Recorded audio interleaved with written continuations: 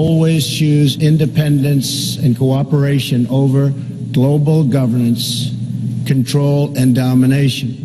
The United States is the world's largest giver in the world by far of foreign aid. But few give anything to us.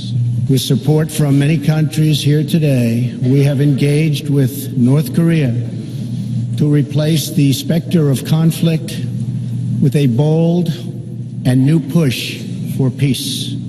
I would like to thank Chairman Kim for his courage and for the steps he has taken, though much work remains to be done. Iran's leaders sow chaos, death, and destruction. They do not respect their neighbors or borders or the sovereign rights of nations.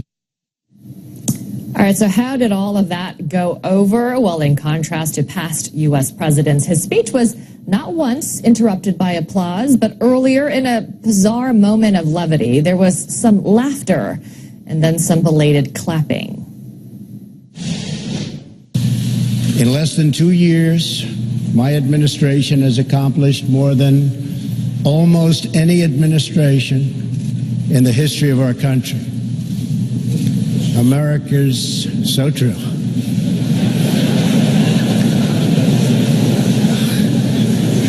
Didn't expect that reaction, but that's okay. All right, so it's not clear whether the president realized that the world leaders there were appearing to be laughing at him and not with him. Our senior UN correspondent, Richard Roth, joining us now with more. Tell us more about that moment. I know you've sat in on a lot of these UNGA speeches. How awkward was this really extraordinary moment? Look, like a lot of comedians on stage, some get a joke, some don't. I'm not sure. Some people are saying, yes, they were laughing at him. When you listen to the cadence and how the president was speaking, it was almost like they were pleased to hear a famous comics tried and true bits, and then when he said so true, they kind of laughed. And I thought the laugh sounded with Trump on the second part. But yes, undoubtedly in the whole, people can't believe that a U.S. leader or any country leader is coming to the famous General Assembly Hall and saying, I'm doing the best of any administration in my country's history. This is in Billings, Montana, and one of the Trump rallies. The rest, as you heard, very slow, deliberate tone. If you read the words, though, on paper, some would say they were quite incendiary. Now, a veteran UN diplomat I talked to said in terms of the overall speech, it wasn't, quote, as shocking as last year. You remember the gasp in the hall when Trump, in effect, threatened to wipe North Korea off the map and saying that Rocket Man was on a suicide mission. Now, you heard his comments on Iran. Let's give President Rouhani somewhat equal time here. He fired back, perhaps not as intensely. Take a listen.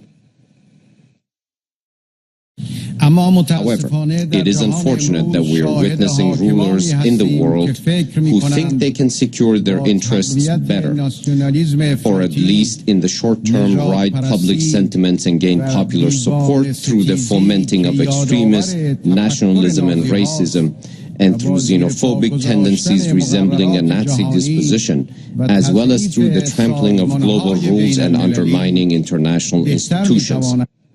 This is a unique United Nations General Assembly week. President Trump is speaking anytime he goes in or out of the building, sometimes trampling all the messages of the other world leaders, which could be on purpose. And meanwhile, very unique is that the Secretary of State and other administration officials are talking to the media just here during this day of the president, when usually it's the Trump moment to shine. John Bolton a short time ago said that Iran would have, quote, hell to pay if it tries to challenge the United States of America. Meanwhile, the French President Macron, he gave a speech about an hour or two after President Trump. He never mentioned him by name, but this was the anti-Trump speech of the day.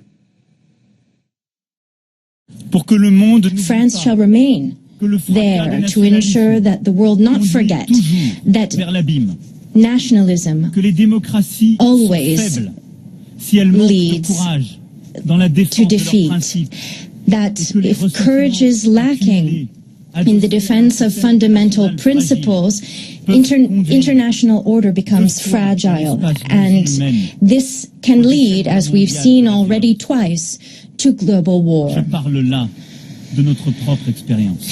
We saw that with our very own eyes. And also breaking all the norms, President Trump on his way out of the building talked about national politics in America and how well the Republicans are doing, and the Democrats have really nothing to say. Amara, quite a day here at the UN. Unique is the proper word. Thanks so much, Richard Roth. Thank you.